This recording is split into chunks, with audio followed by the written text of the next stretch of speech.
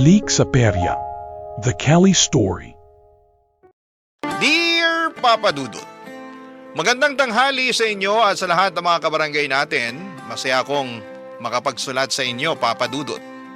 Matagal na kaming sumusubaybay ng aking pamilya sa inyong programa. Ikagagalak namin, lalo na ng anak ko kapag marinig namin sa radyo ang aming kwento. Tungkol kasi sa aming mag-ina ang ibabahagi ko sa inyo. Ako si Kelly, 56 years old at isang single parent. Maaga kong naranasan ang pagiging ina, isang bagay na hindi ko inaasahan ngunit kinailangan kong tanggapin. Noong 18 years old ako ay nagkaroon ako ng karelasyon at nagkaanak kami. Si Christine ang anak namin, Papa Dudut. Pagkalipas ng ilang taon ay naghiwalay kami ng tatay ni Christine at sa akin napunta ang obligasyon ng pagpapalaki sa bata.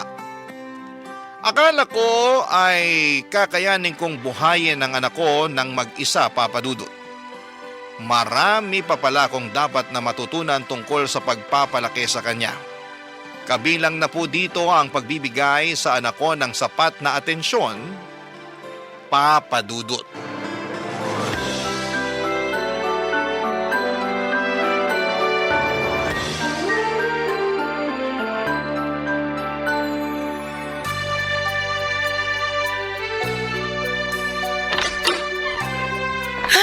Nakauwi na sa wakas. Mama! Christine, nak. Miss na miss ko po kayo. Payakap nga si Mama. Kamusta po ang araw niyo, Mama? Ay, nag-overtime na naman kami kanina. Ang dami kong ginawa ngayon.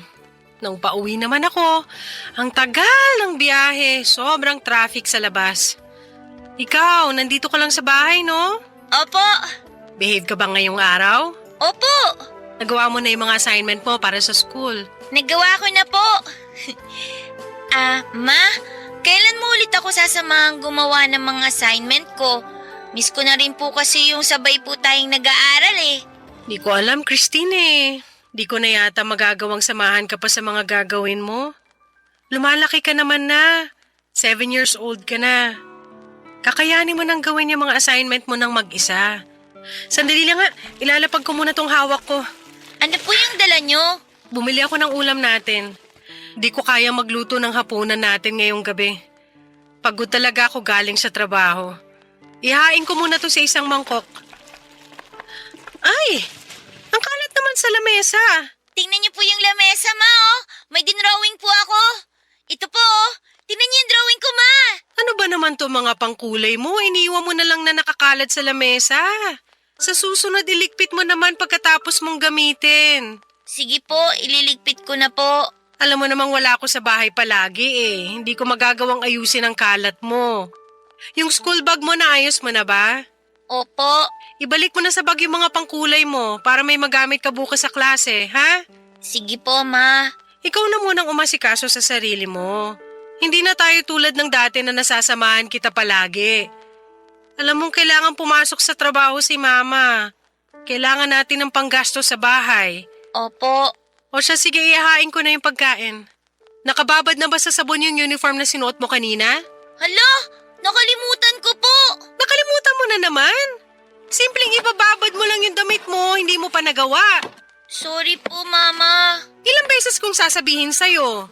Lalabang ko pa yung mga damit mo. Ibabad mo sa sabon para pagka-uwi ko, diretso ko nang malalaban. Sorry po talaga. Please, tulungan mo rin si Mama, ha? Nahihirapan si Mama pero kinakaya ko. Opo. Ay, sige na. Kumain ka na. Nihanda ko na yung pagkain mo. Sabay na po tayong kumain, Ma. Magpapahinga muna ako. Kukusutin ko pa kasi yung mga damit mo para may maisuot ka bukas. Mauna ka nang kumain. Ma, tingnan niyo po muna yung dinrawing ko. Magbibihis muna ako, papasok na ako sa kwarto, ha? Sige na po, Ma. Silipin niyo po kahit sandali lang. Tingnan niyo po. Ayan po. Dinrawing ko po tayong dalawa na magkasama po, tsaka nakasmile po tayo. Masayang-masaya po tayo, Ma. Tingnan niyo. Tignan ko mamaya. Kumain ka na.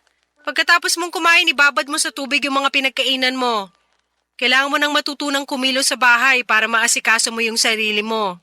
Ipapaalala ko lang sa'yo na hindi tayo palaging magkasama. Papadudot, nakita kong hindi ko kayang ipagsabay ang pag-aaruga ng bata at ang pagtatrabaho. Tinutukan ko na lamang ang aking trabaho at kumuha ng yaya para kay Christine. Sa pagiging abala ko sa trabaho ay nabawasan ng husto ang oras na inilalaan ko para kay Christine. 25 taong gulang pa lamang ako noon, Papadudot. Akala ko noon na malaki na ako sa edad na ito, na kaya ko nang maging isang magulang. Mahirap pala lalo na kapag isa kang single parent. Ako ang tumayo bilang nanay at tatay ng aking anak. Kinailangan ko rin kasi na maghanap buhay upang matustusan si Christine. Pakiramdam ko nooy hindi pa ako handang magkaanak o magkaroon ng obligasyon. Maraming beses na pumasok sa isipan ko kung gaano kalaking ginhawa sana kapag wala akong anak. Hindi ko sana naranasan noon ang hirap ng pagsasakripisyo para sa bata. Naisip ko ito lalo na kapag nagiging makulit si Christine. Ngunit sa kabila ng mga hindi magagandang naisip ko ay pinanindigan ko pa rin ang aking anak. Paulit-ulit kong tinandaan na wala siyang kasalanan sa sitwasyon namin. Kaya lang, Papadudot, kahit gaano kahaba ang pasensya ng isang tao ay may hangganan din po ito. Dahil na rin sa magkapatong na mga problema at ang pagkadismaya ko sa pagiging single mom, nagkaroon ng araw na nasagad ako sa kakulitan ni Christine. May nagawa tuloy akong pagkakamali sa anak ko. Ito ay ang ipinakita ko na hindi ko pinapahalagahan ang nararamdaman niya. At mas pipiliin ko pa ang trabaho kumpara sa kanya, Papadudot.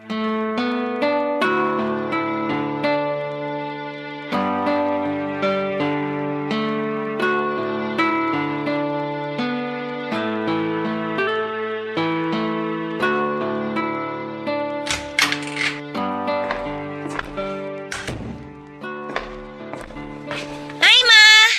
Gising na po pala kayo. Ngayon pa lang po kayo aalis? Oo, anak. Nasobrahan kasi ako sa tulog. Nauna ka na ngang gumising sa akin eh. Ipinagluto ka na rin pala ng pagkain ni Yaya. Opo! Mama, kumain na rin po kayo. Sabay na po tayo. Hindi pwede, baka malate ako. Kailangan ko nang pumasok sa trabaho. Sige na po, marami po yung ulam. Sayang naman po kung di kayo kakain. Inyo na yung ulam. Doon ako kakain sa trabaho. Magbabanyo na muna ako bago umalis. Ay, tika po, Mama, sandali lang. Ma! Ma! Ma! May papakita lang po ako sa inyo, Ma! Buksan niyo yung pinto, may papakita lang po ako. Ang kulit mo naman! Umurong tuloy yung ihi ko. Ano ba kasi yun? Tingnan niyo yung ginawa ko, Ma, oh. Bago po kayo umalis, tingnan niyo po muna to. To po, oh. Tingnan niyo, inayos ko po yung toy box ko. Lahat po ng toys ko, nilagay ko po dito sa loob. Ginawa ko po yung bilin niyo sa akin. Maganda po ba? Paulit-ulit kang kumatok sa banyo para lang dyan? Sorry po, Mama. Mamaya ako natitignan yung ginawa mo. Alam mo na nga nagmamadali ako. Teka, saan na nga ba yung bag ko? Ito. Sa trabaho na lang ako iihi. Hindi niyo na po ako pinapansin tulad ng dati. Ganun talaga. Nagbabago ang buhay. Ma, baka naman po pwedeng samahan niyo ako ngayon. Sa day off ko na lang. Ilang beses niyo na pong sinasabi yan eh. Pag day off niyo, lagi naman po kayong tulog. Syempre, pagod ako. Dito na lang po kayo sa bahay, Ma. Alam mong kailangan ko magtrabaho. Lagi naman po kayong wala eh. Hindi na po tayo nagkakasama. Wala naman akong choice. Sobra pong namimiss ko na kayo, Ma. Ayaw ko po kayong umalis. Anong gusto mo? Dito lang po kayo. Samahan niyo po ako. Ha? Samahan niyo na po ako ngayon, Ma. Huwag ka naman magpa-importante. May iba ako mas kailangan gawin. Kahit ngayon lang po. Anong sinabi mo ngayon lang? Opo, ngayong araw lang po, Ma. Tapos, pag pinagbigyan kita, ano mangyayari? Magsasama po tayo tsaka maglalaro. Masaya po yun, Ma. Ano ba yan? Wala na akong oras para sa laro. Kahit naman po anong gawin natin, okay lang po. Basta po ang mahalaga kasama ko po kayo. Hindi pwede. Ma, please naman po kahit ngayon lang. Ano ba yung sinasabi mo na ngayong araw lang? Kung pagbibigyan kita ngayon sa gusto mo, tingin mo sapat na yon? Sigurado naman ako na sa susunod na araw gugustuhin mong samahan ulit kita. Hindi ma, ngayon lang po talaga. Sigurado kung hihiling ka ng isang araw pa.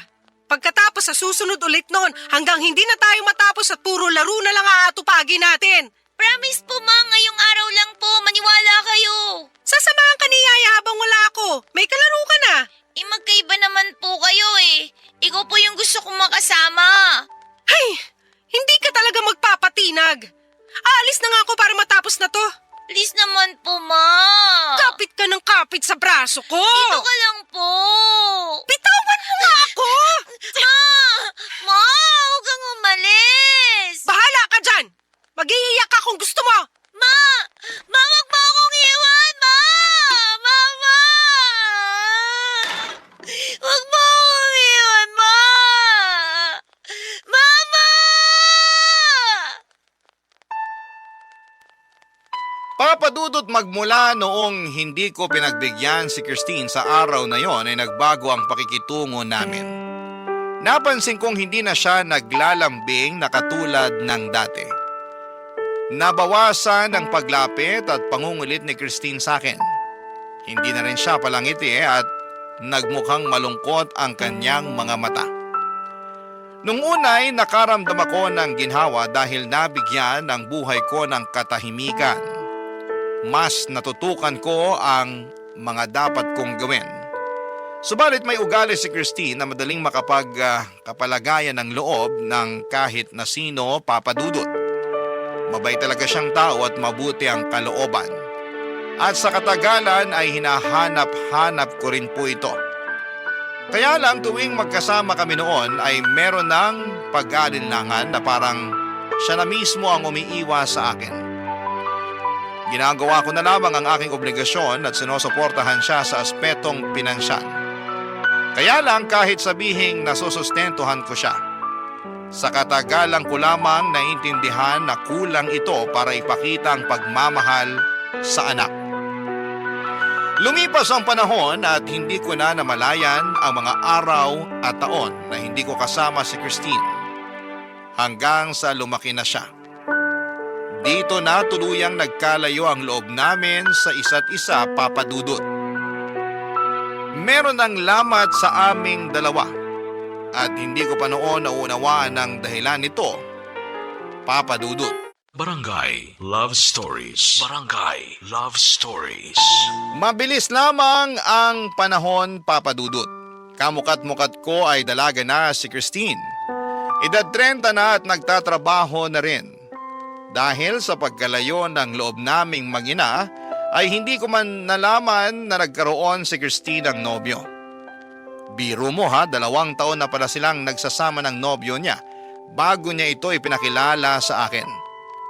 Kahit sa pag-aasawa nilang dalawa ay binalitaan na lamang ako ni Christine noong kasal na sila. Wala na ako nagawa kundi ang magulat. Maliban sa magkaiba na kami ng bahay ni Christine ay halos wala na akong alam noon sa nangyayari sa kanya. Hindi ko alam ang kanyang kalagayan o kung ano man ang saloobin niya. Hindi ko man lang siya natatanong kung kumusta na siya. Saka lamang ako na balitaan noong tumawag sa akin sa telepono ang asawa niyang si Ben. Doon ko muling naramdaman ang pagkasabik na makarinig ng anumang balita sa anak ko. Ito pala hindi ka nais-nais, papadudot, dahil may nakatanim palang mabigat na saloobin sa puso ni Christine.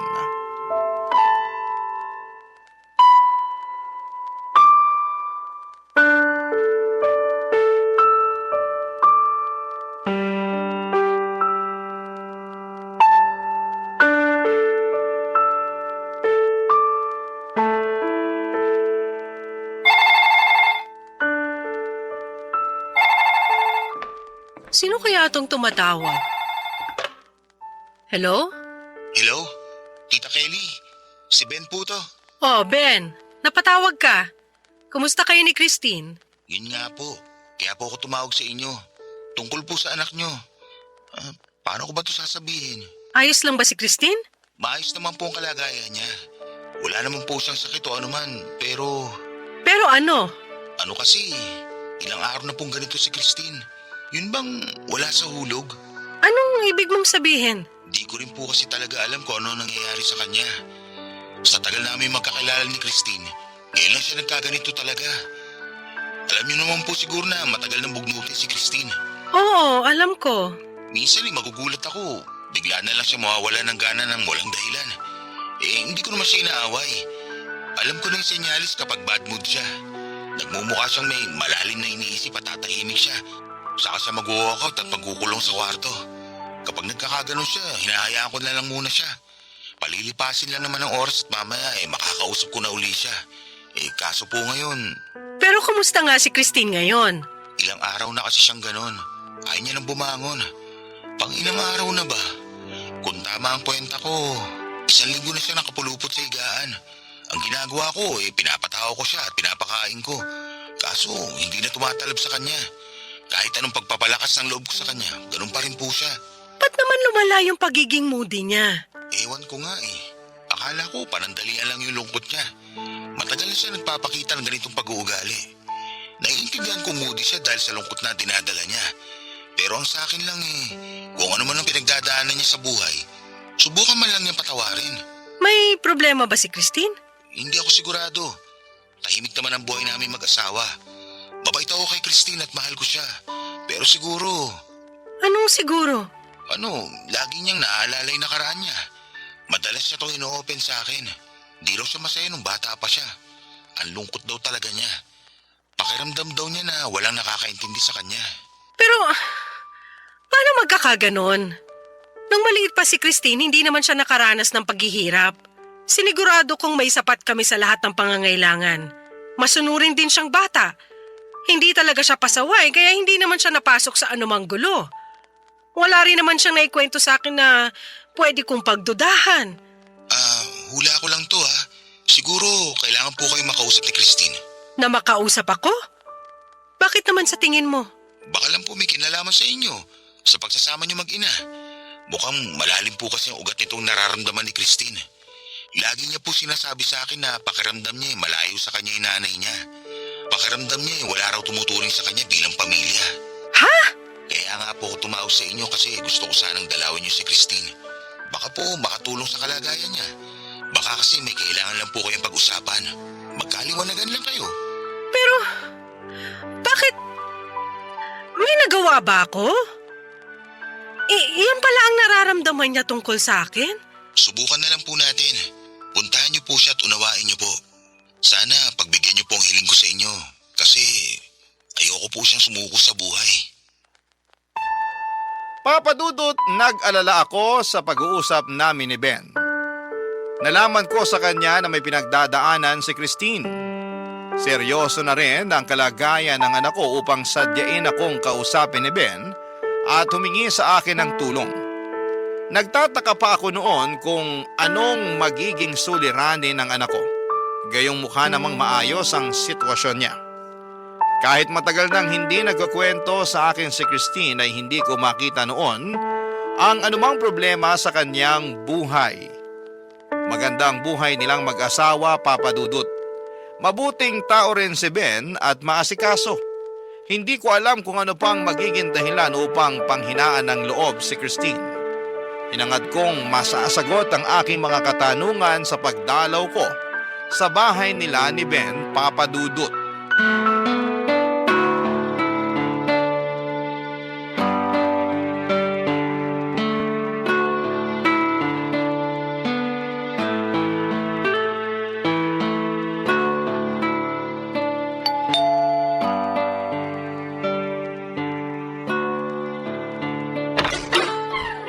Tita Kelly, Ben, masaya ako makita ka ulit. Ngayon lang uli ako nakadalaw sa inyo. Natutuwa ako na malinis pa rin kayo sa bahay, ha? naku, sa labas lang po ng bahay yan. Dito pa lang po ako nakakalinis sa labas. Kaya lang, sa loob ng bahay, pagpasensya nyo na po at makalat. Hindi pa po kasi kami nakakapagligpit. Ako lang po kasi ang kumikilos ngayon sa bahay. pasok na po tayo. Hala, magulo na pala sa loob ng bahay nyo. Hindi ko akalain kapag nasa labas ka. Ikaw rin ba nagluluto ngayon? Opo. Sinisikap kong lutuin lahat ng mga paboritong ulam ni Christine. Pakonti-konti lang po siya kumain. Pero buti napapakain ko po siya kahit papano. Oh, nasa na nga ba siya? Nasa kwarto po. Hatid ko po kayo sa kanya. Dito po tayo, tita. Christine, andito mama mo. Dinalaw ka niya. Ha? Si Mama? Papasukin ko na siya, ha? Christine, Ma, Maiwan ko po muna kayong dalawa. bakit nandito ka? gusto ko lang kumustahin ka. Ilang araw ka na raw hindi lumalabas ng kwarto nyo. Sinabi yan sa'yo ni Ben? Oo, nag-aalala siya sa'yo. Okay ka lang ba? Ewan ko ba? Kailan mo pa to nararamdaman? Ano, ganito lang talaga ako minsan. Tinatamad lang ako.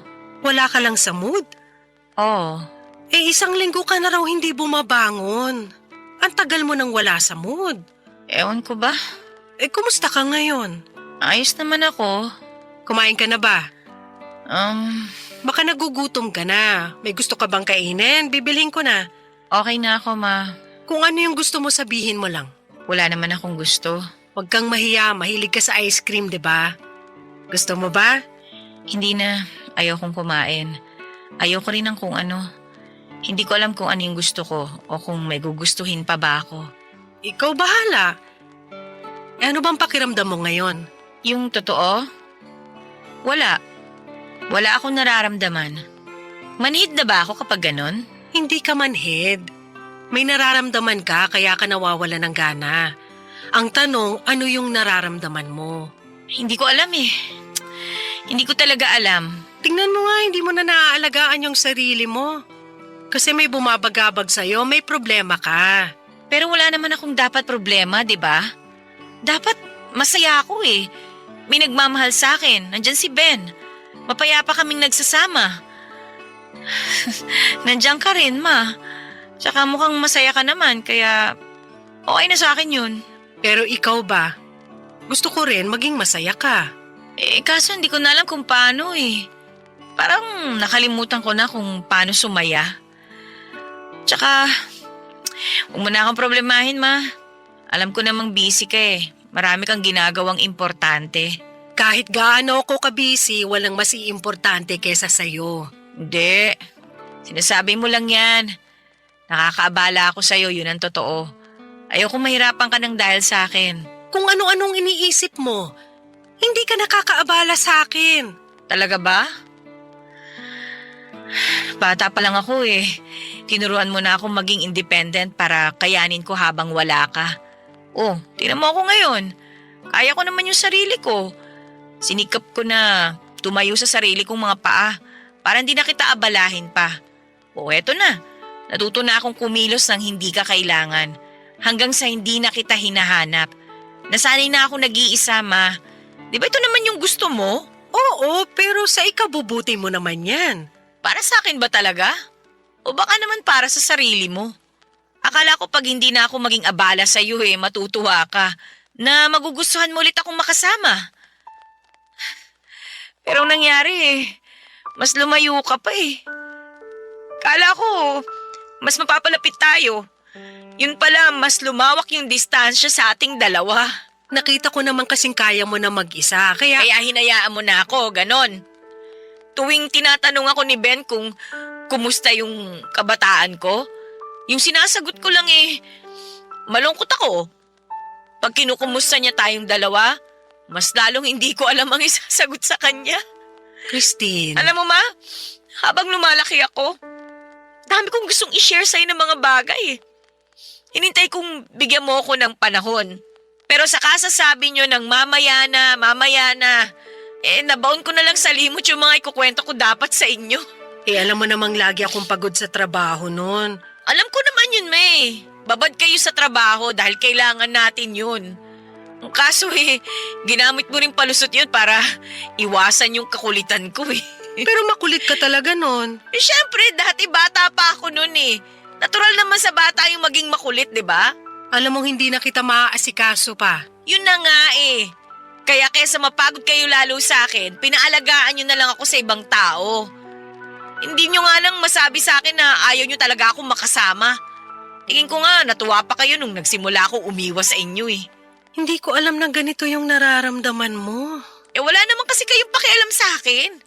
Kaya wala akong masagot kay Ben tungkol sa ating dalawa. Dahil wala naman tayong pinagsamahan eh. Masyado nang lumayo yung loob natin sa isa't isa. Hindi ko sinasadya na mangyari to sa ating dalawa.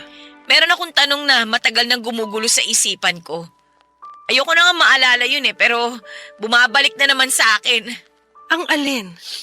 Ginusto niyo ba ako bilang anak niyo? Ha? Ginusto niyo ba ako sa buhay ninyo? Bakit mo naman natanong yan? Eh, ramdam ko naman yun eh. Na ang tingin niyo kasi maaga kayo nagkaanak. 18 years old pa lang kayo no nung dumating ako sa buhay niyo. Nangyari nang nabuntis kayo, kaya nung nandyan na ako, tiniis niyo na lang. Napilitan lang kayo. Natanggapin ako. Pero iba naman talaga yung gusto niyo para sa sarili niyo noon, di ba, Ma? Kung may pagkakataon na mabago niyo yung nakaraan niyo, pipiliin yung wala ako sa buhay niyo. Kasi hindi sana mahirap yung buhay niyo kung wala ako. Nagawa niyo pa sana yung mga gusto niyo. Natupad sana yung mga pinapangarap niyo. Marami kayong pangarap eh. Pero hindi ako kasama doon. Sorry, anak. Hindi ko kakayanin kung totoo nga yung hinala kung hindi ako mahalaga sa inyo. Ginawa ko lahat para mapasaya kayo. Pero kahit ano palang gawin ko, kulang pa rin. Kasi ako mismo yung problema nyo eh. Sorry Ma, sorry talaga kung nahirapan kayo dahil naging anak nyo ko. Kung pwede kong piliin na hindi dumating sa buhay nyo, gagawin ko yon para sa inyo. Mas pipiliin ko yung mawala kaysa mahirapan kayo. Kasi mahal ko kayo sa kabila ng lahat ng ginawa ninyo.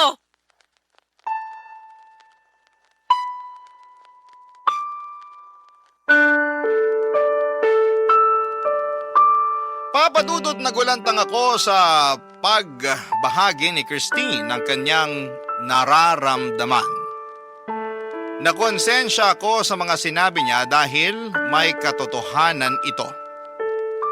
Noong humirap ang buhay naming mag-ina ay maraming beses kong naisip na mas maginhawa sana kapag wala akong anak.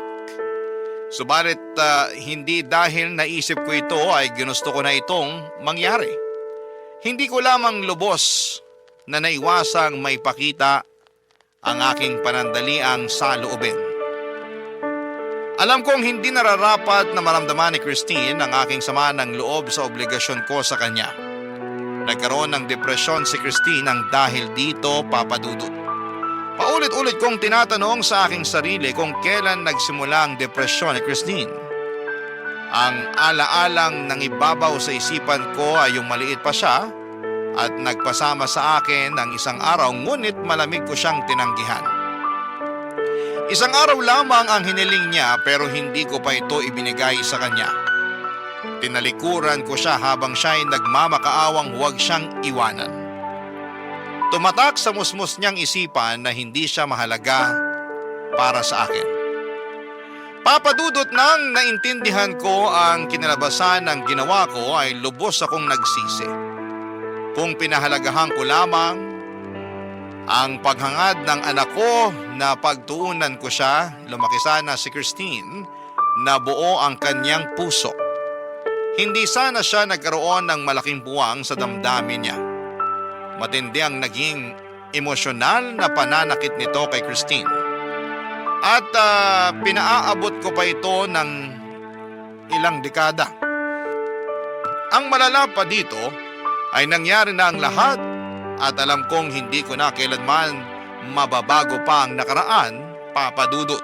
Barangay Love Stories. Barangay Love Stories. Papadudot, sumigaw ang aking konsensya na malaking pagkakamali ang nagawa ko kay Christine. Hindi ko man tanggap noong una ang naging kalagayan namin ay mahal ko pa rin ang anak ko, Papadudot. Hindi ko sinadya o ginusto na masaktan siya. Ayaw ko nang maramdaman niyang hindi siya mahalaga para sa akin. Ngunit hindi ko alam ang gagawin gayong nangyari na ang lahat. Noong araw na nag-usap kami ay walang tigil ang pagbuhos ng aking luha. Kahit hanggang sa pag-uwi ko sa aking bahay, pinagnilayan ko ang mga sinabi ni Christine. Kung mas gugustuhin ko nga ba na hindi na lamang sana siya dumating sa akin, Papa Dudut. Alam ko ngayon na hindi ko pipiliin yung wala si Christine sa buhay ko. Pipiliin ko pa rin na magkasama kami kahit gaano ito kahirap. Pipiliin kong hindi ko kailanman na ipakita na naging pabigat siya sa buhay ko. Higit sa lahat ay hindi ko man nagawa noon ay pipiliin ko nang pasayahin siya. Upang pakalmahin ang aking emosyon ay huminga na lamang ako ng malalim. Mataimtim kong binalikan sa aking isipan ang nakaraan. Inilarawan ko dito ang mga ninanais kong mangyari kung maibabalik ang panahon. Nagsimulang maglaro sa isipan ko ang mga nagawa ko sana at ang mga karugtong pang naranasan sana namin. Lumalim ang pagmuni ko hanggang sa ito'y naging madetalyadong katang-isip. Nadagdagan at nadagdagan pa ito ng eksena sa loob ng aking imahinasyon. Kahit nasa isipan ko lamang sila ay paunti-unti nitong binawasan ang bigat sa loob ko. Pumikit ako at tumuloy sa aking imahinasyon ng nakaraan kung saan ay magkasama kami ni Christine noong siya'y maliit pa.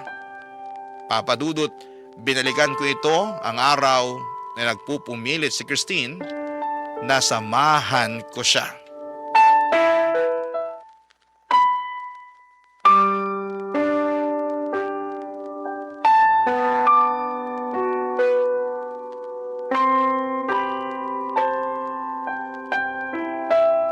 Dito lang kayo ngayon sa bahay, ha? Aalis na ako. Mama, gusto ko po kayong makasama. Hindi pwede, may pasok pa ako. Samahan niyo po ako ngayon. Sige na po. Gusto mo ba talaga makasama si Mama ngayon? Eh, alam mong may trabaho pa ako. Lagi na lang po kayong wala dito sa bahay. Pag day off niyo po, puro tulog naman kayo. Miss na miss ko po kayong makasama, Mama. Kaso kailangan ko magtrabaho. Para rin naman sa'yo itong ginagawa ko eh. Eh, kailan po ba tayo magsasama ulit? Kailan ko po kayo makakasama? Sige na naman po, Ma, kahit ngayong araw lang po. Dito lang po kayo. Promise, ngayon lang po. Alam mo namang hindi kita matitiis, kaya pagbibigyan kita sa hinihiling mo. Talaga po? Sasamahan niyo po ako? Pero ngayong araw lang ha, ngayon lang kita mapagbibigyan. Sige po, Ma, ngayon lang po. Promise po. Siyempre, para sa'yo gagawin ko ang lahat. Wow, makakasama ko po kayo. Anong gusto mong gawin ngayong araw, anak? Kahit ano po, Ma, basta po kasama ko po kayo. Paano yan eh? Ganyan din yung gusto ko. Pwede nating gawin ng kahit ano basta magkasama tayo.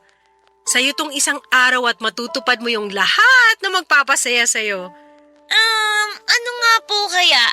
Ang dami po natin pwedeng gawin, Mama. Piliin mo yung pinakagusto mo. Pwede po ba tayong lumabas? Oo naman. Saan mo gustong pumunta? Gusto ko po maglaro sa perya. Sa perya? Opo, punta po tayo. Mag-enjoy po tayo doon, Ma. Tapos, anong gagawin natin doon? Ano po, gusto ko pong subukan yung mga palaro doon. Meron doon po yung hinahagis yung bola tapos magsushoot po doon sa mga butas. Gusto mo yon? Opo, isushoot po lahat ng mga bola doon. Iba-iba po yung kulay ng mga butas para po sa iba't ibang premyo. Kayang-kaya mo yun, nak. At saka po, gusto ko rin po sumakay doon sa kabayo, yung pang umiikot, yung may tumutunog na magandang music habang umiikot po. Ah, yung merry-go-round. Opo, opo. Sakay po tayo dun, Ma. Dapat po magkasama po tayo, ah. Pwede rin. Tapos syempre po, hindi po kumpleto yung araw pag wala pong matamis. Ay, alam ko na yung sinasabi mo. Sige nga po, ano po yung sinasabi ko? Eh di yung paborito mong pagkain, ice cream. Kailangan niyo po talaga ako, Mano. Alam niyo po kung ano yung gusto ko. Maaraw pa naman ngayon, bagay nga sa mainit na panahon. Sige, kakain din tayo ng ice cream. Yung mango flavor po, Ma. Masarap po yun. Meron ka pang gustong gawin? Hindi magpapahinga na. Oo nga naman, kailangan din natin magpahinga. Sige na, Ma. Sa perya na po tayo. O sige, Talaga po? Pupunta tayo sa perya! Yay! Ang saya ko! Tara na! Wait lang po, Ma. Hindi pa po kayo kumakain ng almusal. Ay, oo nga pala. Ayaw mo magutom si Mama. Ang sweet naman ng anak ko. Siyempre po, love ko po kayo eh. Sobrang love din kita, anak. Magpalakas po tayo at kumain po muna, Ma. Para po marami tayong magawa ngayong araw na to.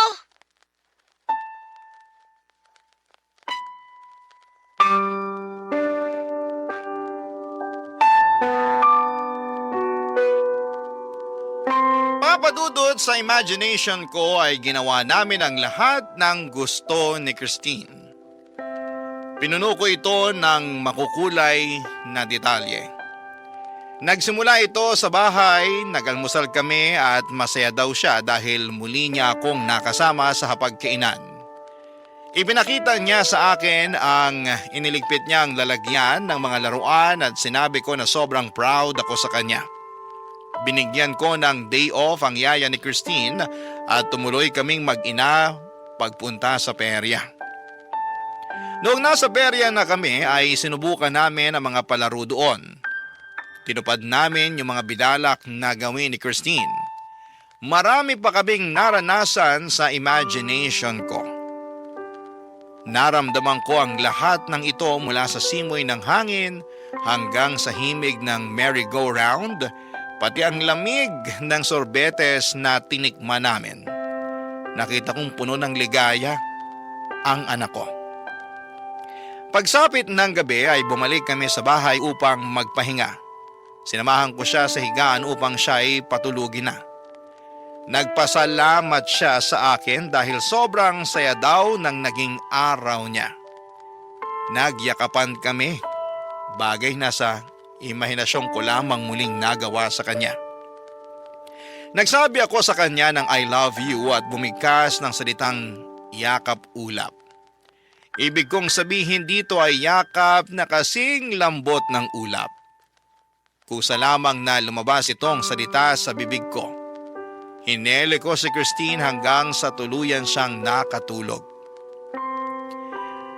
Nang nakontento na ako sa aking pag-i-imagine ay paunti-unti kong minulat ang aking mga mata at bumalik ang diwa ko sa kasalukuyan. Tinapos ko na ang paglarawan sa aking isipan at nakapaloob sa aking imahinasyon ang ginusto kong maranasan ni Christine at ito ay ang lubos kong pagmamahal. Kahit nasa katang-isip ko lamang ang eksena, gumaan ang pakiramdam ko na parang totoo itong nangyari, Papa Dudut.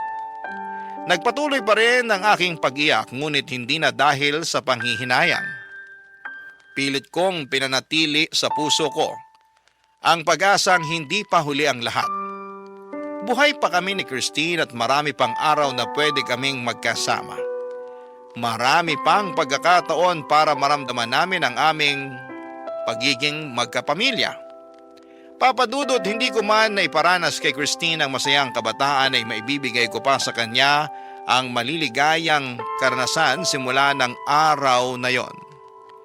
Lumipas ang ilang araw na iniisip ko kung paano maaayos ang pagsasama naming mag-ina. Nang tinawagan ako ni Christine sa telepono, nalaman kong hindi lang ako ang nakakaramdam ng paghilom ng damdamin, kundi maging siya, Papa Dudut.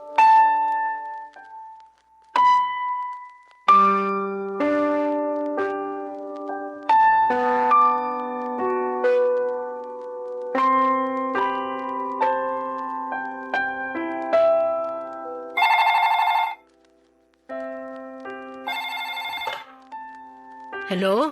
Mama? Christine, kumusta ka na? Okay naman ho ako. Pakiramdam ko, medyo umayos na ako. Ay, mabuti kung ganon. Ano nangyari sa'yo nito mga nakaraang araw? Ayun, puro tulog lang yung ginawa ko.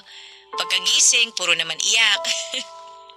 Halos naubos ko na nga yung tissue sa bahay sa kasising ako eh. Alam niyo ma, ang himbing ng tulog ko nung nakaraan, may napanaginipan akong maganda nung gabing yon. Kaya lang, hindi ko naman makwento sa inyo kasi hindi ko na rin matandaan eh. Pero sure ako na napanaginipan ko yun nung araw na dumalaw kayo. Talaga? Pagkagising ko nun kinabukasan, medyo gumaan yung pakiramdam ko. Pinagluto ako ni Ben noon tsaka sabay kami nag-almusal. Tapos sinabi pa niya na natutuwa daw siya kasi ginaganahan na raw ulit akong kumain. Nag-aalala nga raw kasi siya kasi baka pumayat ako lalo eh. Kontento na raw siya sa kaseksihan ko. Huwag ko na raw itodo pa. Buti nakakakain ka na. Akalain mo yun, ma? Tulog lang palang kailangan ko para gumaan yung pakiramdam ko. Buti nakakapagbiro ka na rin. Siguro natatanggap ko na lang ang lahat, ma. Ginusto ko na maging close tayo nung bata pa ako. Pero wala naman ako magagawa nun kung nakadepende sa iyo yung paghahanap buhay. Na-realize ko na kaya mo ginawa yon para hindi ako mahirapan. Ikaw yung nagpakahirap para mabigyan ako ng mas magandang buhay. Christine, gusto ko sanang humingi ng paumanhin sa'yo. Bakit naman, ma? Kasi naiparamdam ko sa'yo ng minsan na hindi kita pinahahalagahan. Hindi ko sinasadyang saktan ka. Patawarin mo ko kung minsan nagdadalawang isip ako sa presensya mo sa buhay ko. Mahalaga ka sa akin. Kung uulitin ko man ang nakaraan, pipiliin ko pa rin harapin yung anumang hirap basta't para sa ikabubuti mo. Ma, okay na yon. Napapressure ka rin kasi dati eh. Kahit malamig kang makitungo minsan, alam ko namang mahal mo talaga ako. Sorry naranasan mo pa yung katarayang ko. Sorry ma, naranasan mo rin yung pagiging moody ko. Naisip ko na kinailangan ko maintindihan yung side mo. Wala ka rin namang choice nun, kundi isang tabi muna ako eh. Dahil hindi mo naman ako masusubaybayan, pinaalagaan mo ako sa ibang tao para siguraduhin hindi ako mapapabayaan. Alam ko nang para sa akin din talaga yun, ma, yung ginawa mo mga desisyon na yon. Hindi biro yung pinagdaanan mo para sa kapakanan ko. Ibig sabihin lang nun, talagang mahalaga ako para sa'yo. Sobra pa sa sobra, nak. Hindi mo naging perfect yung nakaraan natin, ma. Ang mahalaga, ginawa mo yung best mo para sa akin. Kaya sobra po ako nagpapasalamat sa'yo, ma. Salamat, nak, sa pag-iintindi mo sa sitwasyon natin. Nag-decide na rin pala po ako Na ano? na aalagaan ko na po yung sarili ko. Aba, dapat talagang alagaan mo yung sarili mo. Sige na po. Concern na po talaga kayo sa akin. Ayaw nga pala, ma. Lalabas po ako mamaya para bilhin yung mga kailangan. Tapos maglilinis din kami ni Ben ng bahay. Nakita niyo naman na sobrang kalat dito sa amin. Masaya talaga ako marinig yan. Ginaganahan ka na rin kumilos. Alam ko po kasi na mahal niyo ako ni Ben. Matanong nga pala kita, Ano po yun, ma? pwede ba kitang dalawin minsan para makasama ka? Ma naman, tinatanong pa ba yan? Siyempre! Welcome na welcome po kayo sa amin. Namimiss ko na nga po kayo makasama ulit eh. Kaso ngayon na ba kayo dadalaw? As in ngayon na? Nako, pwede po kayong pagkatapos na lang namin maglinis ng bahay, ma? Nakakahiya po kasi sa inyo eh. Sige, abangan ko yan. Namimiss ko na yung kakulitan mo eh. Oo nga. Kaya magkita na tayo kapag pwede ka na. O siya, mag-aasikaso na rin ako. Ipagpatuloy mo lang yan, ha, Christine? Okay, ma. Bye-bye po. Love you, ma. Yakap ulap. Yakap ulap? Teka, saan galing yung salitang yan? Ewan ko ba, ma? Bigla na lang lumabas sa bibig ko eh. Yakap na kasing lambot ng ulap yung ibig kong sabihin doon, ma. Pinagsama ko lang yung dalawang salita. Nakakatuwang sabihin yun, di ba, ma? Nakakatuwa nga. Love you din, anak. Yakap ulap. Sa tanang buhay ko ay hindi ko maalalang ginamit namin ni Christine kailanman ang inimbento naming salita. Nakapagtataka, Papa Dudut. Nasa katahang isip ko lamang dapat itong salitang ito. Kaya paano ito nalaman ni Christine? Napuno tuloy ng mga katanungan ang isip ko. Hindi kaya naramdaman ni Christine ang naging katahang isip ko? Ito kaya ang nabanggit niyang magandang panaginip niya. Nakarating kaya sa kanya ang pagmamahal na nais kong ibigay sa kanya? Maaring hindi ko na masagot ang mga tanong na ito, Papa Dudut. Ang alam ko lang noon ay isang himala na bumuti ang pakiramdam ni Christine. Bumalik ang kanyang sigla at eto naman ang pinakamahalaga. Magmula noon ay hindi ko na pinalalagpas tuwing may pagkakataon na magkita kami ni Christine. Pinaglaanan ko siya ng oras palagi at pinagsikapang bumawi sa kanya. Nadiskubre kong matagal na rin itong hinahangad ng anak ko, kaya mabilis na nagkalapit ang loob naming mag-ina. Papadudot, walang katumbas ang ligaya ko na nakikita kong muli ang kislap sa mga mata ni Christine. Sa wakas ay nararamdaman na niyang kabilang siya sa isang pamilyang puno ng pagmamahal. Sa katagalan ay lumikha si Christine ng magandang buhay para sa sarili niya at sa pamilya nilang mag-asawa. Ngayon ay may sarili siyang negosyo at malakas ang kanyang loob sa marami niyang hangarin sa buhay. Higit sa lahat ay masaya siya. Maraming salamat po Papa Dudut sa pagbabahagi ng aking kwento sa inyong mga tagapakinig. Naway ang aming karanasan ay nakapagbahagi sa inyo ng tuwa at pag-asa. Thank you sa inyong lahat sa Barangay Love Stories. Ang inyong forever kapuso at kabarangay, Kelly. Mas masarap daw ang burger kung may palaman na keso. Senyales din daw yon na mas nakakaangat ka na sa buhay mo kumpara noon.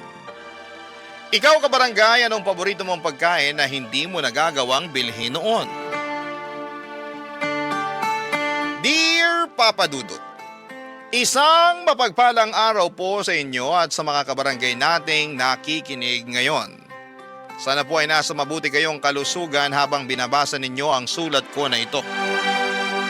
Art na lamang po pala ang itawag ninyo sa akin. Hindi ko po tunay na pangalan dahil marami akong kaibigan at kakilala na nakikinig sa inyo sa araw-araw. At sigurado ako na makikilala nila ako sa oras na marinig nila itong kwento na ibabahagi ko ngayong tanghali. 39 years old na ako at nagtatrabaho sa isang financing company dito sa Makati. Ang sabi nila ay maswerte ka raw kapag nagkaroon ka ng isang tao sa buhay mo na hindi mo man kadugo pero parang parte na rin ng pamilya mo. Yung taong laging nandyan para sa'yo.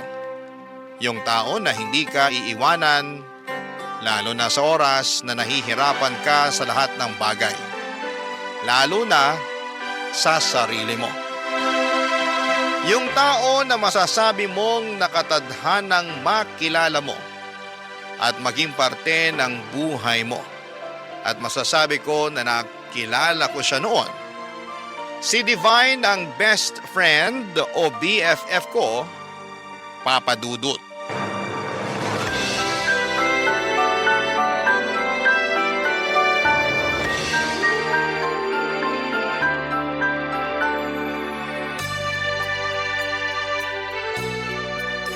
Ano BFF?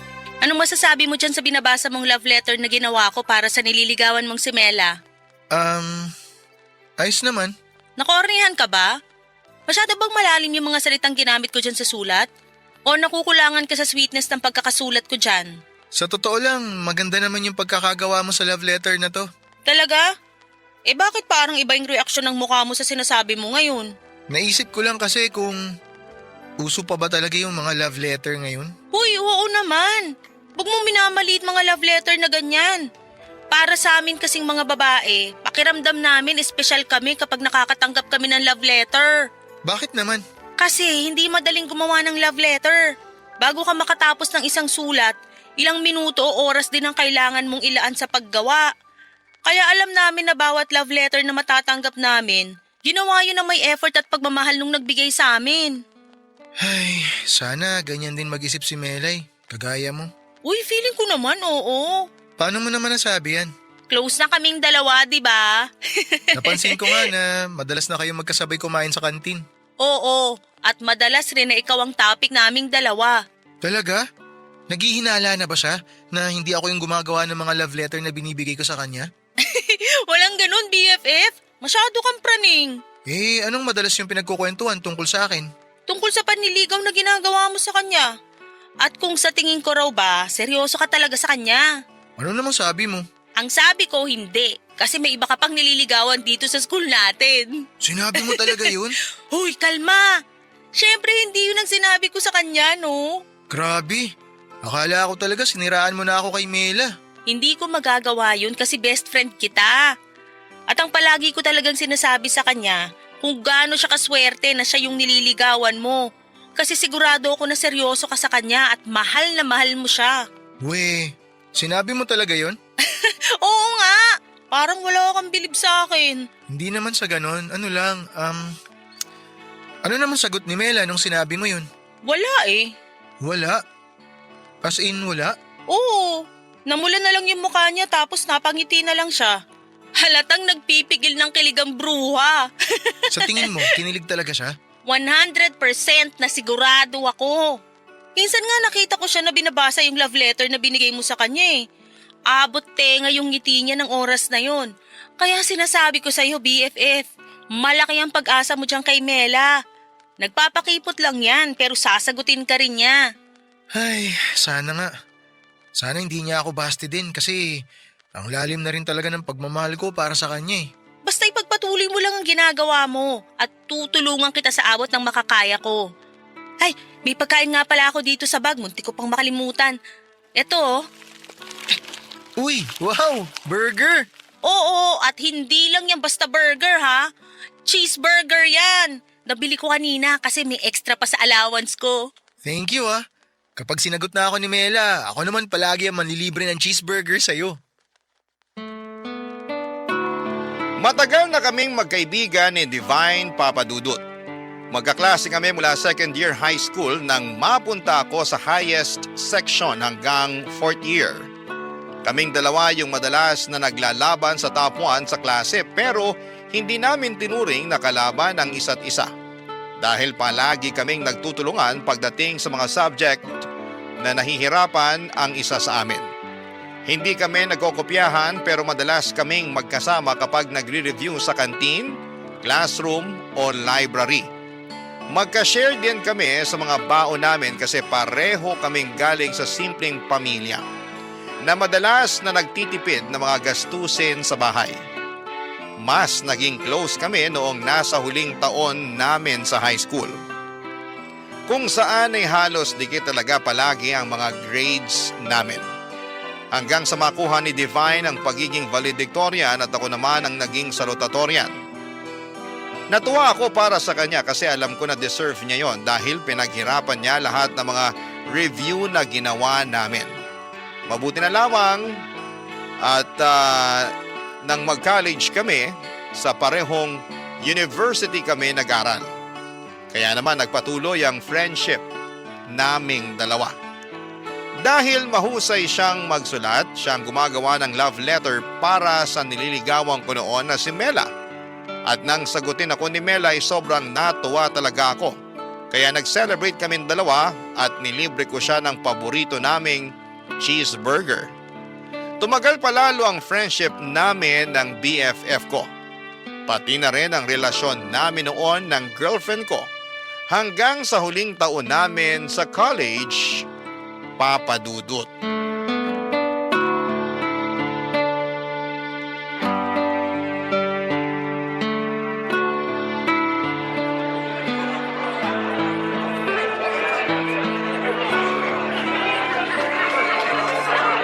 Mela, congrats ha! Congrats din sa'yo, Art. Sa wakas, mga college graduate na rin tayo. Oo nga eh. May gagawin ka ba mamaya? Iimbitahan sana kitang pumunta sa bahay kasi may celebration kami dun. May celebration din kami sa bahay namin eh. Ay, oo nga pala. Nawala sa isip ko na halos lahat naman pala tayo may kanya-kanyang celebration. Pasensya ka na. Ayos lang. Itutuloy mo pa rin ba na mag-apply dun sa kumpanya na napagkwentuhan natin dati? Anong kumpanya yon? Yung advertising company sa Taguig? Ah, hindi na ako tutuloy doon. Bakit naman? Nagbago na kasi yung mga plano ko. May nakita ka bang mas magandang kumpanya na balak mong applyan? Wala naman. Ay teka, ano palang ibig mong sabihin dun sa sinabi mong nagbago yung mga plano mo? Pupunta na kasi ako ng Canada sa susunod na buwan. doon na rin ako maghahanap ng trabaho. Tutuloy ka sa Canada? Oo, gusto ko na rin kasing makasama ulit yung mga kapatid at magulang ko na nandun. Pero magiging okay naman tayong dalawa, di ba? Sorry, Bakit ka nagsusorry? Para saan? ayoko sanang sirain yung moment na to pero alam ko na hindi ko rin dapat to na patagalin pa. Mela, ano bang ibig mong sabihin? Ayoko maging unfair sa'yo kaya tinatapos ko na yung relasyon nating dalawa ngayon. Teka, hindi kita maintindihan. Bakit? Bakit kailangan mong tapusin kung ano yung meron tayong dalawa? Dahil dun din naman tayo pupunta, di ba? Sa oras na mag-LDR tayo, mauuwi lang din tayo sa hiwalayan.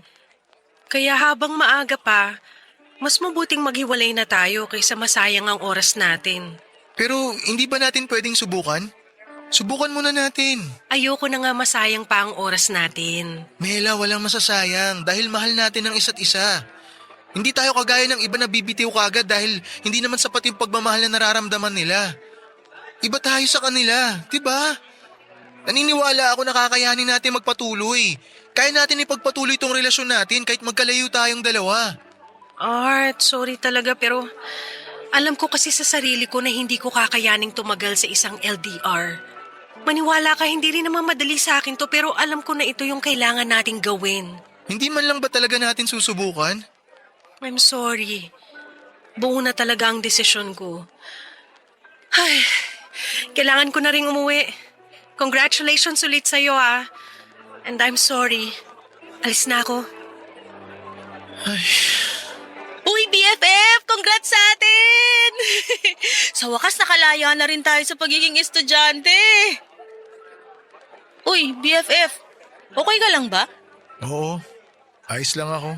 Para kasing ang tahimik mo. Ano nga palang pinag-usapan niyo ni Mela bago siya umalis?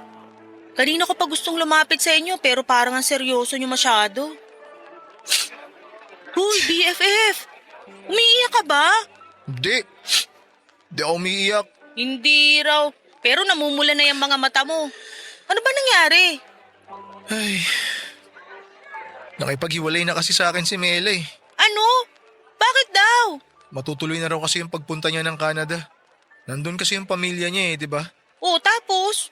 Pwede naman kayong magtawagan o video call habang magkalayo kayong dalawa. Marami ng paraan para hindi niyo mamiss ang isa't isa kahit nasa Canada pa siya. Ayaw ni Mela ng LDR. Iniisip niya na maghihiwalay din naman kami. Kaya tinapos niya na yung relasyon namin hanggat maaga. Ang babaw naman niya mag-isip. Hindi niya man lang binigyan ng pagkakataon yung relasyon niyo. Pinakiusapan ko rin siya kanina eh, nasubukan namin na mag-LDR pero ayaw niya talaga eh.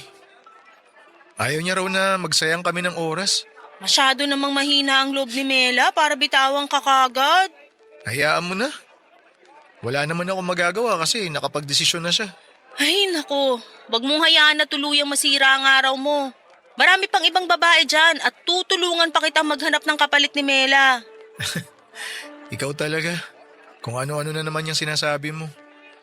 Pero alam mo, tama ka. Hindi ko dapat hayaan na masyadong maapektuhan yung sarili ko. Tara na lang sa bahay namin. Kumain tayo dun. Nagluto si mama ng mga paborito kong pagkain. Hinihintay ko talaga sabihin mo yan eh. Tara na, BFF!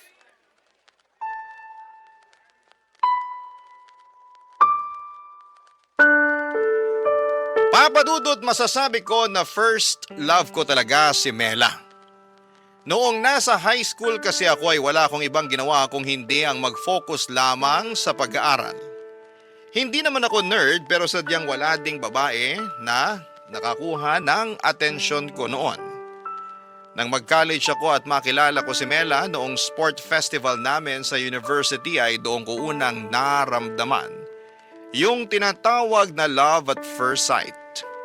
Simple lang si Mela pero malakas ang dating niya. Matangkad siya, papadudot, morena ang kulay ng kanyang kutis at mahaba ang buhok niya. Dahil first time kong manligaw noon ay nagpatulong talaga ako sa BFF ko, si Divine. Siya ang palaging tagagawa ko ng love letter at naging tulay din para maging close kami ni Mela. Magkaklase kasi sila sa isang minor subject at nakipaglapit din talaga sa kanya si Divine para mailakad ako. Nang maging kami ni Mela at inamin ko sa kanya na si Divine talaga ang gumagawa ng mga love letter na ibinibigay ko, hindi siya naggalit sa akin, Papa Dudut. Wala nga rin kami halos pinag-awayan noon at palaging masayang ala-ala lamang ang meron kami. Ayun nga lang, yung inaasahan kong pang forever ay nakatadhana palang matapos kaagad noon, Papa Dudut. Barangay Love Stories. Barangay Love Stories. Papa Dudut, aaminin ko na hindi naging madali para sa akin ang umusad noon kahit lalaki ako. Emotional at sentimental kasi akong tao. Dahil unang karanasan ko sa relasyon ay nag-invest talaga ako ng malalim na pagmamahal. Kahit na sabihing medyo mga bata pa kami noon ay sigurado na ako kaagad na si Mela ang gusto kong makasama sa panghabang buhay. Kasama na siya sa mga plano ko para sa future pero ang hindi ko alam ay hindi na pala ako kasama sa mga plano niya noon. Mabuti na lamang din at palagi nandyan ang best friend kong si Divine para sa akin. Ginawa niyang lahat para kahit papaano ay mabawasan ang bigat na nararamdaman ko dahil sa paghihiwalay namin ni Mela. Pinupuntahan niya ako sa bahay, dinadalhan ng pagkain at sinasama sa kung saan saang lugar kagaya ng parke, food court sa mall at paborito naming kainan ng mura pero may masarap na cheeseburger. Para maaliw lang ako at makalimutan kong saglit si Mela. Pagkatapos ng isang buwan, nag-apply na kami ni Divine sa iba't ibang kumpanya. Kaagad kaming natanggap pero sa magkaibang kumpanya. Ganon pa man ay hindi naputol ang komunikasyon at pagkakaibigan namin. Hanggang sa hindi ko napansin na 5 taon na rin pala ang lumipas. Mula nang makapagtapos kami sa kolehiyo, Papa Dudut.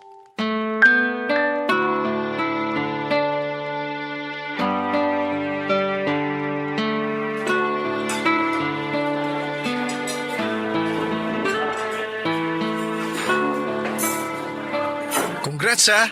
Nag-promote ka sa trabaho, grabe. Ibang level ka na talaga.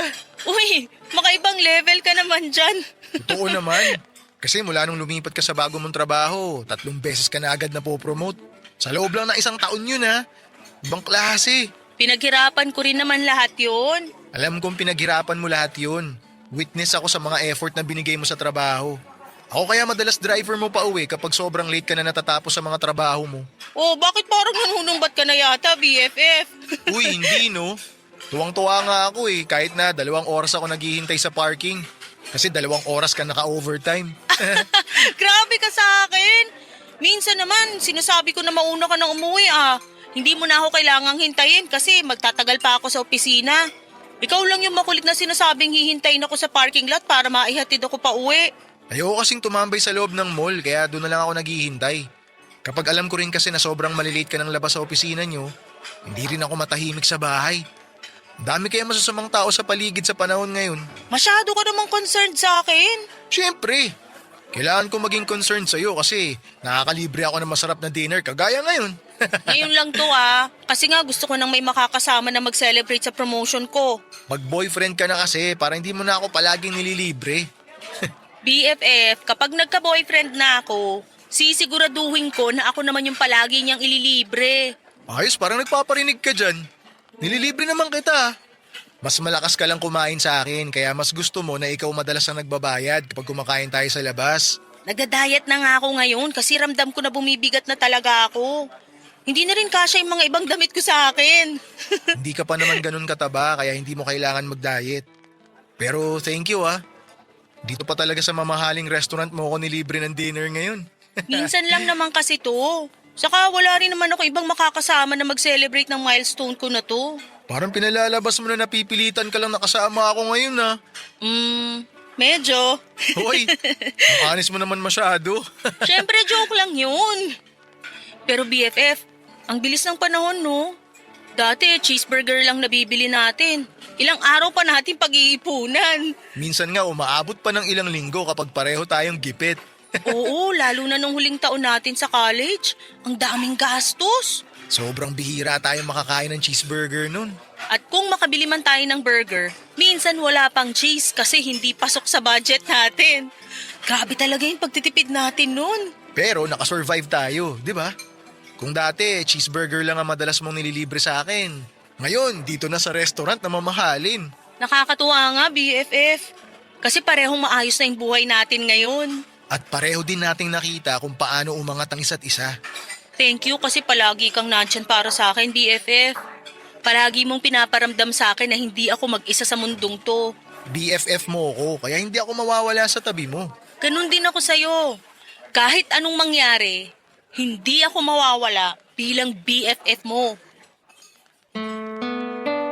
Papa Dudut, malaki ang pasasalamat ko sa friendship namin ni Divine. Pareho kasi kaming solong anak kaya pareho naming tinuring na parang kapatid na ang isa't isa. Hindi naman kasi lahat ng oras ay palagi kaming masaya ni Divine. May mga oras noon na talagang sinusubok ng panahon ang katatagan namin.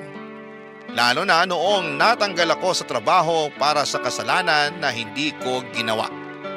Tapos yung pagkamatay ng lola ni Divine na tangi niyang kasama sa bahay dahil ulina na siya sa mga magulang. Yung mga panahon na parang kaming binagsaka ng mga pagsubok. Dinamayan namin ang isa't isa, Papa Dudut. Pinaramdam namin na palaging may dahilan ang lahat ng nangyayari sa buhay namin, na palaging may dahilan para bumangon kami at magpakatatag. At kung magkasama man kami sa mga downtime namin, hindi pwedeng hindi kami magkasama sa mga oras na umaangat na pareho ang buhay ng bawat isa. Saksi si Divine kung paano ko ginapang ang bagong trabaho ko. At saksi ako sa kung paano nagsumikap si Divine para sa sarili niya. Tahimik naman ang buhay ko noon at masasabi ko na kontento ako kung ano ang meron ako. Hanggang sa dumating ang araw na hindi ko inaasahan. Nasiraan ang kotse ko pero nagawa ko pang dalhin yon sa talyer. Nakakita ko ng isang coffee shop na pwedeng tambayan habang hinihintay na maayos ang kotse ko. At sa loob ng coffee shop na yon ay isang pamilyar na mukha ang nakita ko. Dahilan para hindi ko na mapigilan ang sarili ko. Nalapitan siya, Papa Dudut.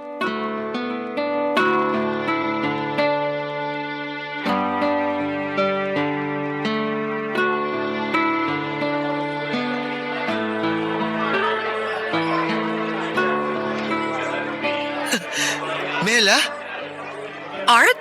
sabi na ikaw yan eh. Kumusta ka na? Okay naman ako, ikaw. Ayos lang din ako. Okay lang ba kung maupo ko dito? O baka makaistorbo ako sa date mo? Wala akong date. Sige lang, maupo ka lang dyan. Wala naman akong ibang kasama eh. Upo na ako ah. Kailan ka pa nakauwi ng Pilipinas? Nung nakaraang buwan lang. Nagbabakasyon ka lang ba? Naku, hindi. Dito na ulit ako magsistay sa Pilipinas. Talaga? Oo. Bakit naman? Hindi kasi talaga ako masaya doon. Ang tagal din mag-grow ng career ko sa Canada. May mga oras na parang pakiramdam ko, naliligaw na ako at kailangan ko na ulit hanapin ang sarili ko. Alam mo yon? Nafe-feel ko na pinipilit ko na lang ang sarili ko na maging masaya habang nandun ako. Parang wala talaga sa Canada yung happiness ko. Partida, nandun pa yung pamilya ko pero wala eh. Kaya nagdesisyon na ako na umuwi na lang dito sa Pilipinas. Nagbabaka sakali na nandito yung dahilan para sumaya ulit ako. Ano ba naman to? Ngayon na nga lang ulit tayo nagkita, dinadramahan na agad kita. Pasensya ka na, Art. Ano ka ba? Okay lang. Hindi mo kailangan humingi ng pasensya. Namiss ko nga yung mga ganitong moment eh. Alin? Yung pagdadrama ko? Hindi. Ikaw mismo yung namiss ko. Yung mga oras na magkasama tayo tsaka magkausap tayong dalawa. Ay nako, Art. Hindi ka pa rin nagbabago. Ang galing mo pa rin bumanat ng mga ganyan. Nagsasabi lang naman ako ng totoo. Sino palang hinihintay mo dito? Boyfriend mo? Boyfriend agad? Natanong ko lang kasi baka bigla na lang may sumapak sa akin dito kaya maganda na sigurado. Para kung sakali, makailag ako, di ba? Walang namang mananapak sa'yo. Kasi wala naman akong boyfriend. May imi-meet dapat ako na client para dun sa binebenta kong condo unit. Tumawag at nagpa-reschedule siya nung nandito na ako. Kaya nagkape na lang ako kaysa masayang ang punta ko dito. Meant to be siguro na makancel yung meeting mo para makapag-usap tayong dalawa. Ang bilis mo talaga mag-isip ng mga banat, no? Mabilis lang talaga gumana yung utak ko kapag ikaw ang kausap ko. Pero hindi nga. Wala ka pa talagang boyfriend? Oo nga!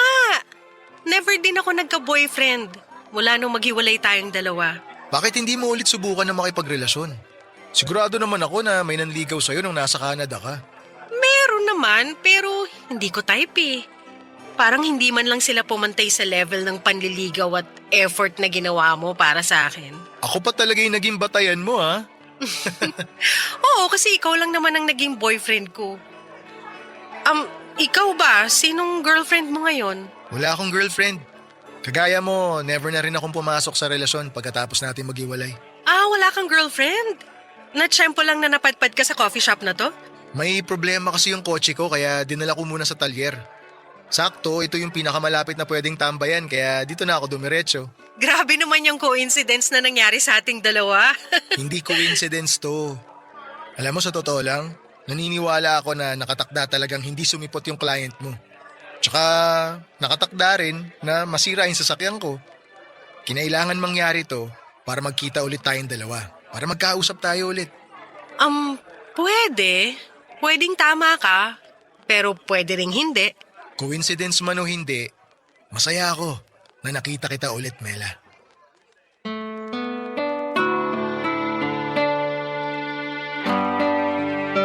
Papadudot lahat talaga ng nangyayari sa buhay natin ay palaging may malalim na kahulugan at dahilan. Kagaya na lamang ng muli naming pagkikita ni Mela. Pagkatapos kasi ng paghihiwalay namin noon ay hindi na kami nagkaroon pa ng pagkakataon na muling magkausap. Hindi na rin kasi ako nagtangka pa na puntahan siya sa bahay nila bago siya umalis papunta sa Canada. Naisip ko kasi na ayoko rin naman siyang pilitin na piliin ako kesa sa buhay niya sa Canada. Alam ko na matagal na rin niyang pangarap na makasama ang mga magulang at kapatid niya na nandoon, papadudot. Hindi ko lang talaga inaasahan na mas maaga ang pag-alis niya. Isa pa ay siya rin naman ang pumili ng desisyon na tapusin na ang relasyon namin noon. Kahit pa gusto ko sanang subukan ng LDR sa relasyon namin, hindi siya or siya na ang unang bumitaw kaagad. Pero nang araw na muli kaming magkita, hindi ko itatanggi na may nararamdaman pa rin akong espesyal para kay Mela. Hanggang sa mga oras na yon, papadudot. Barangay Love Stories. Barangay Love Stories. Papadudot pagkatapos ng pagkikita namin ni Mela ay kaagad ko siyang hinanap sa Facebook at nag-send ako ng friend request. Nang gabi rin na yon ay inaccept niya kaagad ang friend request ko at nagsimula kami na muling mag-usap.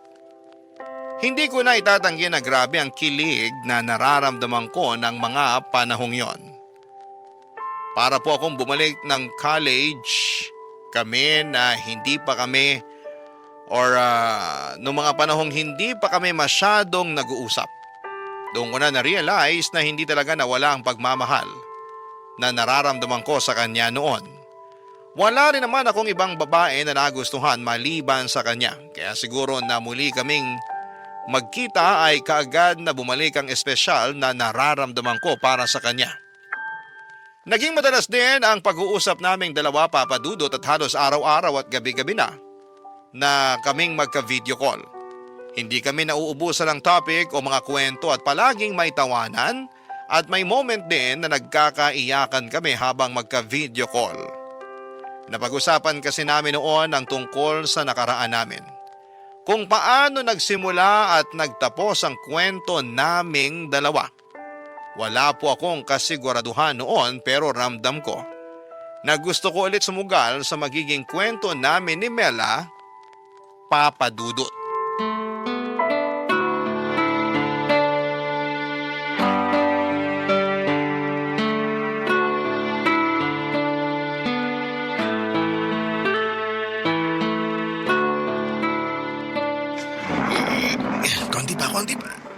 Ayan.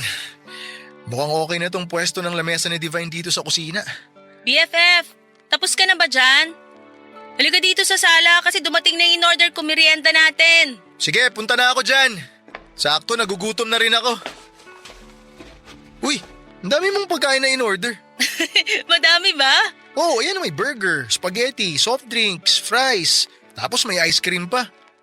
Early dinner na yata to, hindi merienda. Naku, iba pa yung dinner natin mamaya, syempre. Kasi marami pa tayong gagawin. Marami pa nga mga naiwang gamit sa labas eh. May lamesa pa dun, aparador, mga upuan at kung ano-ano pang mga malalaking gamit. At yung iba doon, iaakit mo pa sa second floor kaya maupo ka na dito sa sofa para makapagmerienda na tayo. Kakailanganin mong kumain dahil marami ka pang bubuhatin ng mga gamit. Ay, eto na nga, uupo na para makakain na rin ako nitong merienda. Siyempre, unahin ko muna tong favorite nating cheeseburger. Uy, BFF, thank you talaga kasi tinulungan mo akong maglipat ng ibang gamit dito sa bagong bahay ko. Wala naman akong choice. Hindi ka sinipot nung mga kinausap mo na dapat magpapasok ng mga gamit dito sa loob ng bahay. Buti nga malaki yung garahe nitong nakuha kong bahay eh. Ayos lang na itambak muna dun yung mga gamit na binaba mula sa truck. Ilan yung nagbaba ng mga gamit mo mula sa truck kanina? 2 lang sila eh, yung driver at yung kasama niyang lalaki. Sabi ko nga baka pwedeng ipasok na rin nila sa loob ng bahay yung mga gamit. Pero ayaw nila kahit magdagdag pa ako ng bayad. Hanggang pagbaba lang daw ng mga gamit yung usapan namin. Saka may susunod na hakot pa raw sila kaya kailangan na kagad nilang umalis. Buti nga nung tinawagan kita kanina nakasagot ka kagad eh. Tiyempo nga kakauwi ko lang din nun sa bahay. Nagbasketball kami ng pinsan ko, dun sa court malapit lang sa amin.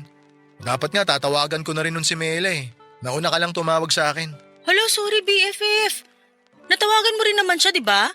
Oo, natawagan ko naman pero saglit lang din. Kasi sinabi ko na kailangan ko nga pumunta dito sa'yo. Alam niya natutulungan kita magpasok ng mga gamit mo dito sa bagong bahay mo. Mukhang nangangamoy second chance na talaga tayo, BFF ah. Sana nga. Pero ayoko rin munang madaliin. Alam mo na, baka pareho lang kami masaktan Tama yung ginagawa mo. Kung gusto mo talaga na bigyan ng second chance ang relasyon nyo, kailangan na makilala nyo uli ang isa't isa. Ilang taon din kayong hindi nagkita at nagkausap kaya marami nang nagbago sa inyong dalawa. Alam mo, napag-usapan namin yan nung minsan. Ang dami ko na rin kasing hindi alam tungkol sa kanya Ganon din siya sa akin.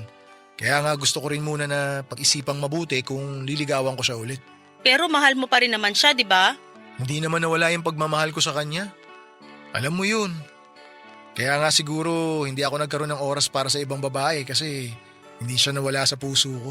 BFF, medyo corny yun ah. Naku, corny ba? Pasensya ka na. Joke lang.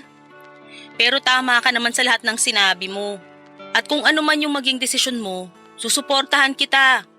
Basta huwag kang mawawala sa birthday celebration ko Baka sumakto pa kasi yun sa date nyo ni Mela tapos ako yung hindi mo siputin. Hindi ako pwedeng mawala sa birthday mo. Dapat lang kasi ikaw lang bisita ko kaya bawal ka talagang umabsent. Promise, present ako sa magiging birthday celebration mo. Huwag ka mag-alala, darating at darating ako. Papadudot, hindi naging madali ang desisyon ni Divine na paglipat sa bagong bahay na kinuha niya para sa sarili niya. Pero gusto niya na rin kasing malayo sa lugar o mga bagay na nagpapalungkot sa kanya. Kasama na doon ang bahay ng namatay niyang lola. At dahil mag-isa na nga lang siya sa buhay, ako na lang halos ang tinuring niya na pamilya niya. Kasama sa lahat ng masasaya at malulungkot na sandali ng buhay niya. Kasama sa lahat ng mga espesyal na araw at oras para sa kanya. Masaya din si Divine nang malaman niyang muli kaming nagkakamabutihan ni Mela. Ang tagal niya raw na hinintay na muling magkita kung gaano kasaya ang mukha ko habang nagkukwento ako. Ang tagal niya raw hinintay na maging masaya ulit ako at boto pa rin daw siya kay Mela para sa akin kasi mabuting tao ito. Wala siyang kahit na anong nakikitang mali kung bigyan man namin ng pangalawang pagkakataon ng kwento naming dalawa. Doon ko naisip kung gaano talaga ako kaswerte na may isa akong BFF na kagaya ni Divine, Papa Dudut.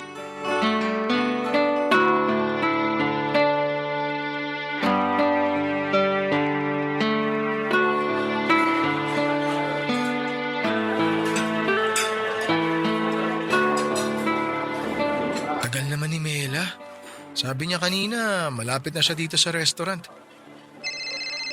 Uy, tumatawag si Divine. Hello? O BFF, kamusta? Nandiyan na si Mela? Wala pa nga eh. Akala ko kasama mo na siya kaya hindi na ako nag-expect na masasagot mo tawag ko. Ang tagal nga niya eh. Lalo tuloy akong kinakabahan. Bakit ka naman kinakabahan?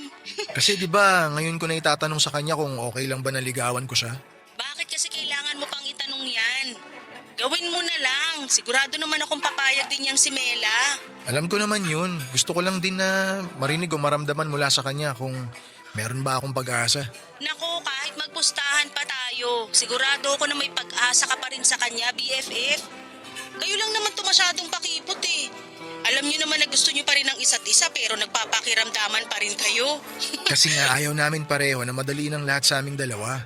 Oo, ilang beses ko nang narinig yan at sigurado ako na sa oras na magkabalikan na kayo, sa kasalan na ang diretsyo niyo ni Mela. Sana nga magdilang anghel ka. Isasama ko yan sa mga hihilingin ko mamaya para sa birthday ko. Uy, huwag kang mawawala ha. Dapat bago mag alas 12, nandito ka na sa bahay ko. Oo, hindi ako pwedeng mawala sa birthday sa lubong mo. Kung gusto mo, isama mo na rin si Mela mamaya. Ayos lang yun sa akin, BFF. Next time ko na lang isasama si Mela. Basta hintayin mo ako dyan. Pagkatapos namin mag-dinner, dyan na ako didiretso sa bahay mo. Asahan ko yan ha. Oo, promise. Oh, eto na si Mela. Papalapit na siya dito sa table ko.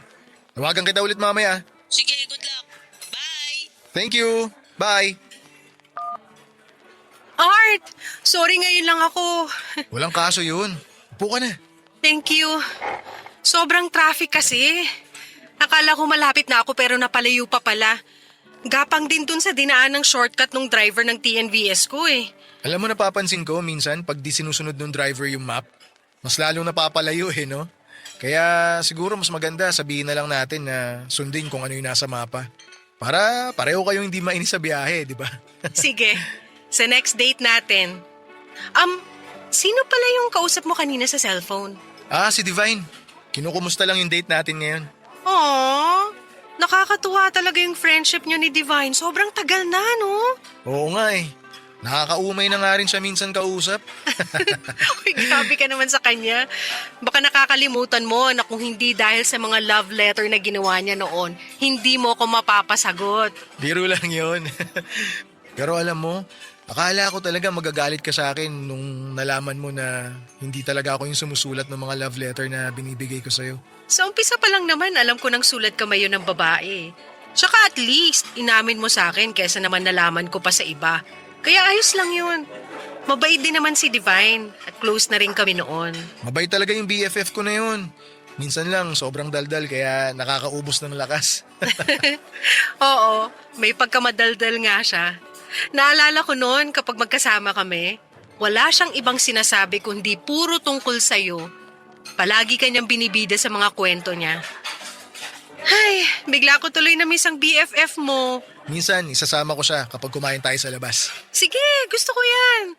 Pero teka, ano nga pala yung gusto mong sabihin na binanggit mo sa chat kanina? Gusto mo umorder na muna tayo ng pagkain? Ang gusto ko, sabihin mo muna yung gusto mong sabihin. Bali Huwag kang kabahan. Sabihin mo na yan para maka-order na tayo ng pagkain natin. Ay, sige sasabihin ko na. Ang totoo kasi, gusto ko lang itanong kung okay lang ba na naligawan kita ulit. May nakakatawa ba sa sinabi ko? Sorry. Hindi ko lang mapigilang matawa kasi hindi mo naman kailangang itanong pa yan. Gawin mo kung anong gusto mong gawin. Wala naman ako nakikitang problema kung liligawan mo ko. Baka nga hindi na kita pahirapan masyado eh. Talaga? Oo, pero kailangan mo pa rin akong ligawan. At ipakita mo sa akin na seryoso ka pa rin sa nararamdaman mo para sa akin. Naku, kahit hindi mo sabihin, yan na yan ang gagawin ko. Pero ngayon pa lang, nagpapasalamat na ako sa'yo. Thank you sa pangalawang pagkakataon na binigay mo sa akin. At this time, mas patutunayan ko sa'yo kung gaano ako kaseryoso. Tsaka kung gaano kalalim yung nararamdaman ko para sa'yo.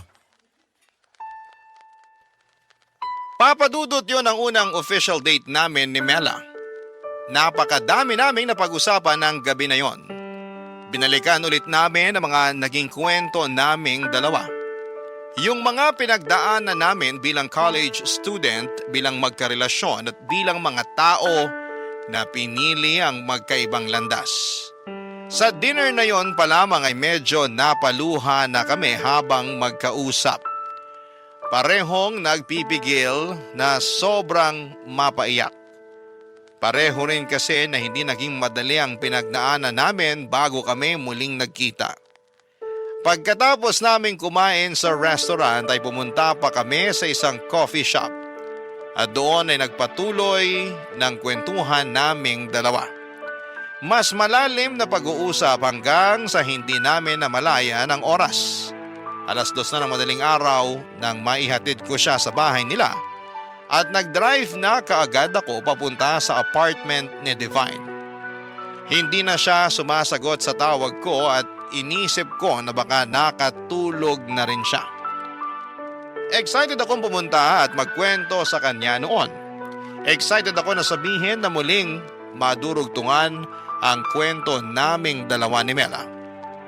Pero nagulat ako nang makarating ako sa apartment niya at makita na maraming tao sa labas at may mga sasakyan din ng pulis.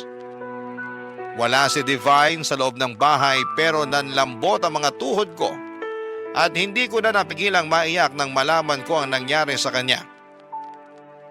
May narinig daw ang mga kapitbahay na malakas na sigaw na humihingi ng tulong mula sa bahay ni Divine. Nang pumunta sila doon ay nakita nilang duguan si Divine at kakatakas lang na magnanakaw na sumaksak sa kanya. Nahuli kaagad ang magnanakaw pero hindi na nagawa pang iligtas ang buhay ng kaibigan ko. Bago pa man siya makarating sa ospital sakay ng isang ambulansya ay tuloy na siyang binawian ng buhay. Sobra talaga akong nagsisisi noon at iniisip ko na kung hindi ako na-late sa usapan namin, kung nasamahan ko siyang salubungin ng birthday niya, kung dumating lamang ako sa tamang oras ay buhay pa siguro siya hanggang sa ngayon. Mahigit 10 taon nang nakakalipas mula nang mangyari ang lahat ng ito. Mag-asawa na kami ni Mela at may 2 ng anak. Kapag naaalala ko ang nangyari kay Divine ay hindi ko mapigilan na sisihin ang sarili ko. Nasa isip ko pa rin na kung pinuntahan ko kaagad siya ng gabi na yon siguro ay walang nangyaring masama sa kanya. At sana sa ginawa kong pagsulat na ito ay mabawasan ang bigat na nararamdaman ko hanggang sa mga oras na ito. Maraming salamat po Papa Dudut kung sakali man na mapili at mabasa ninyo ang kwento ng buhay ko. Ang inyong forever kapuso at kabarangay, Art.